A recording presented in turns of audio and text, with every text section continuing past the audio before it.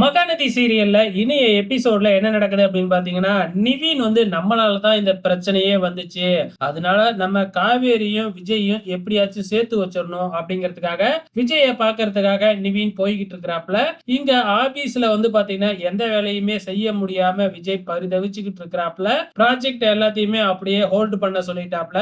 காவேரி இங்க வந்ததுக்கு அப்புறம் தான் அந்த இதெல்லாம் கன்டினியூ ஆகணும் அப்படிங்கிற மாதிரியும் சொல்லிடுறாங்க. இங்க நிவின் வந்து பாத்தீங்கன்னா, விஜய பார்க்கறதுக்காக வராங்க. சோ நிவினால தானே இந்த பிரச்சனை வந்துச்சு அப்படின்னு நம்ம விஜய் ஏற்கனவே நிவின் மேல கோவமா இருக்கிறாப்ல. சோ இப்ப வந்த உடனே வந்து பாத்தீங்கன்னா நிவினை திட்ட ஆரம்பிக்கிறாப்ல நம்ம விஜய். ஆனா நிவின் வந்து எவ்வளவோ பொறுமையா எடுத்து சொல்லி நான் எந்த தப்பும் பண்ணவே இல்ல, யமுனா தான் தப்பா புரிஞ்சுக்கிட்டா அப்படிங்கிற மாதிரி எவ்வளவோ சொல்லி பாக்குறாங்க.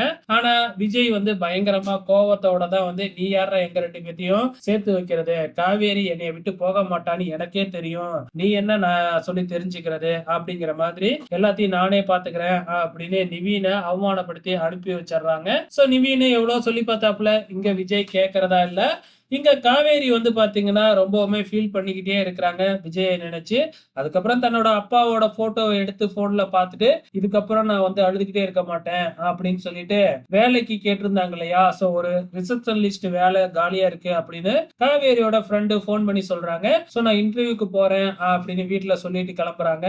ஆனா கங்கா இருந்துகிட்டு எதுக்கு நீ வேலைக்கெல்லாம் போற, நீ வீட்லயே இரு அப்படிங்கிற மாதிரி சொல்லி பாக்குறாங்க. ஆனா இல்ல முடியாது, என்னால வீட்லயே இருக்க முடியாது அப்படின்னு சொல்லிட்டு நம்ம காவேரி கிளம்புறாங்க. சோ வெயிட் பண்ணி பார்க்கலாம் நாளைக்கு என்ன நடக்க போகுதுன்னு.